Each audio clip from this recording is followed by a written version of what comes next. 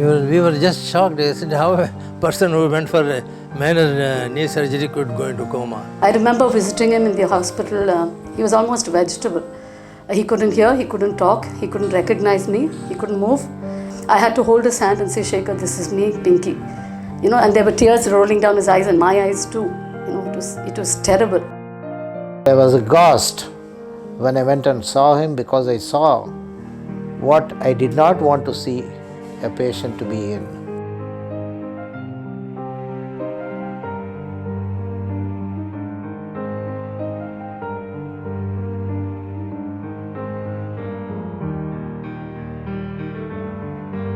In 1984,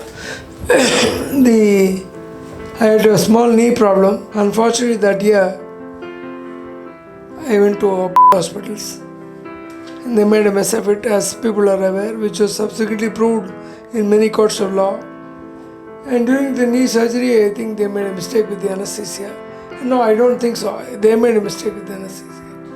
And I ran into coma for about 4 months. And even today, I am not completely normal, but I kept on fighting to get better.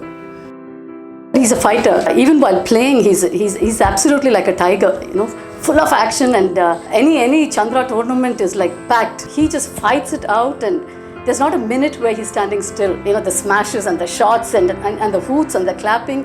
It was absolutely exciting. He had so many fans there, and it was all like Chandra, Chandra, Chandra all over the place, and it was full of excitement. He was an aggressive player, absolutely aggressive. He had to win. There was no losing. Losing was not part of Chandra. I remember I used to ask him, what is your preparations before the match? And he used to say, I don't need any preparation. Why? I said, I can win all my matches. So he was that kind of guy, very confident. Table tennis is second life to me. Even my breath, I would say, because I still have my own center. I love my children. I want them to play very well. I'm trying to do whatever I can to give them the best facilities for them to perform at the higher and the highest levels. This is my aim. There was a considerable damage to portions of the brain which are responsible for maintaining our coordination, our fluidity of movements, our eyesight, speech, but fortunately his intellect was well preserved.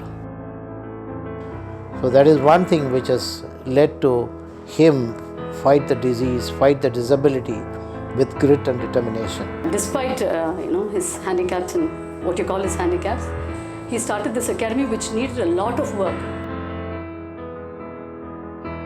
We were all thinking nothing will come, but an academy has come. And he's a remarkable guy. I think no one will, have this kind of attitude, to fight back, start coaching, and create an academy, and then in the meanwhile produce top-rate players. Everything is doing. And I think it's amazing. All I would advise or suggest to people is to encourage Chandra to get his academy going in a big way. He's starting it at the grassroots level where he's training kids, 7-8-year-olds, so that they perfect the game. He's a perfectionist. He expects his students to be perfectionists too. So I'm really proud of him that the academy is started, and I hope it does really well. We have some ground to cover here. We need some more tables. We need a robo machine. We need the outside cleaned up. The sideways done better to have a kind of a training track. So these are small things which needs to be done early, but I do not have so much finances at the present moment. So I'm doing it step by step. I'm sure people will cooperate with me and come forward with this thing, and I'll always try to tell everyone, try to be the best. I think if you keep trying, well, definitely the day is not far off when India will succeed and come up very, very well, as we have done in the recent past in many other sports. Definitely the day is not far off. And I always believe that my students should try to be the best in the world. That's what I believe.